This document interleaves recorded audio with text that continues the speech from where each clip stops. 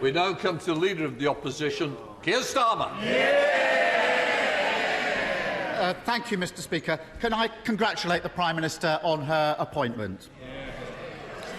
When she said in her leadership campaign that she was against windfall taxes, did she mean it? Very good.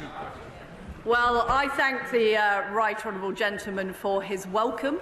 I hope that we will be able to work together, particularly on areas we agree on, and I know that we have had strong support from the opposition in opposing Vladimir Putin's appalling war in Ukraine, and I want us to continue to stand up to that appalling Russian aggression that has led to the energy crisis we face now.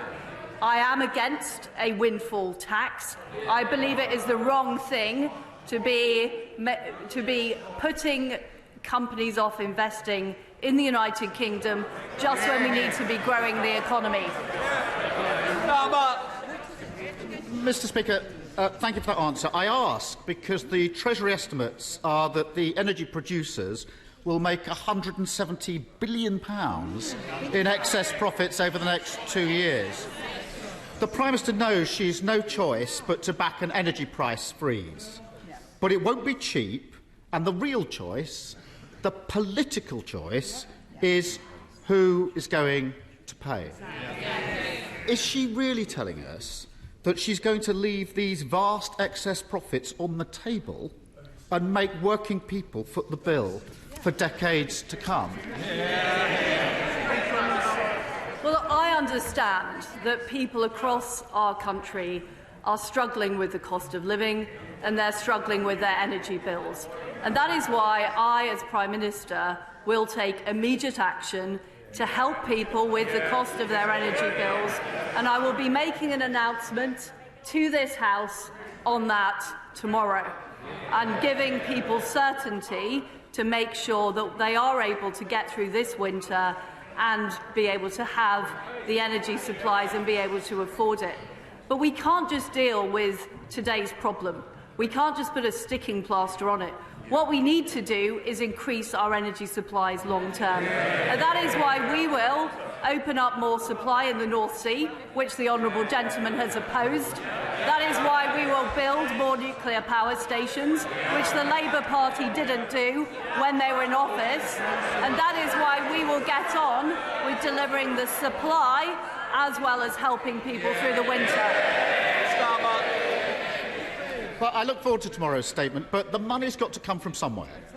And she knows that every single pound in excess profits she chooses not to tax is an extra pound on borrowing that working people will be forced to pay back for decades to come. More borrowing than is needed.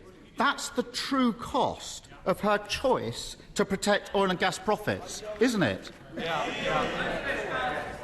Mr. Speaker, the reality is that this country will not be able to tax its way to growth. The way we will grow our economy is by attracting investment, keeping taxes low, delivering the reforms to build projects quicker. That is the way that we will create jobs and opportunities across our country. So, Mr. Speaker, her first act as Prime Minister is to borrow more than is needed because she won't touch excess oil and gas profits. On that topic, how much would her planned corporation tax cut hand out to companies? The right honourable gentleman is looking at this in the wrong way. The last time we cut corporation tax, we attracted more revenue into the exchequer because more companies wanted to base themselves in Britain, more companies wanted to invest in our country. And if taxes are put up and raised to the same level as France, which is what the current proposal is, and which I will change as Prime Minister, that will put off investors, it will put off those companies investing in our economy, and ultimately that will mean fewer jobs, less growth and less opportunities across our country. Mr. Speaker, it's extraordinary that not only is the Prime Minister refusing to extend the windfall tax, she's also choosing to hand the water companies polluting our beaches a tax cut. She's choosing to hand the banks a tax cut. She's choosing to hand the banks a tax cut.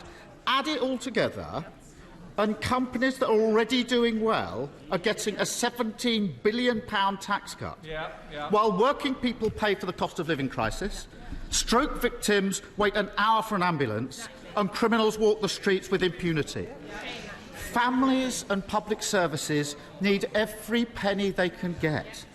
How on earth does she think that now is the right time to protect Shell's profits and give Amazon a tax break?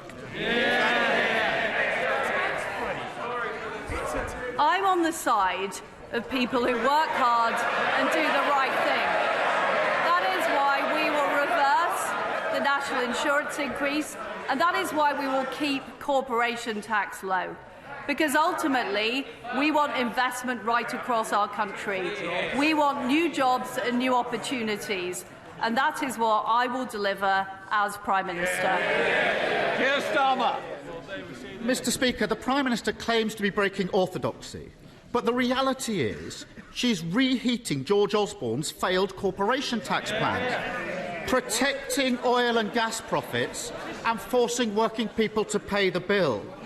She's the fourth Tory Prime Minister in 6 years. The face at the top may change, but the story remains the same.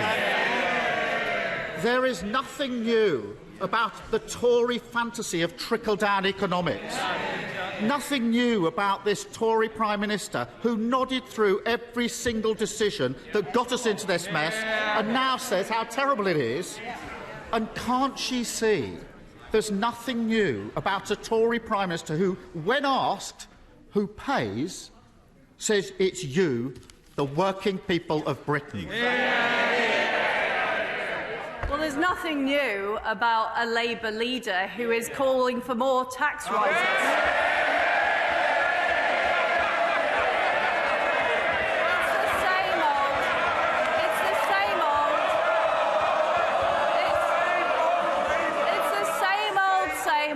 Tax and spend. What I'm about is about reducing taxes, getting our economy growing, getting investment, getting new jobs for people right across the country. I'm afraid to say the right honourable gentleman doesn't understand aspiration. He doesn't understand opportunity. He doesn't understand that people want to keep more of their own money. And that is what I will deliver as Prime Minister. I will take immediate action to help people with their energy bills, but also secure our long-term energy supply. I will take immediate action to make sure we have lower taxes and we grow the economy. And that way, I will ensure we have a positive future for our country and we get Britain moving.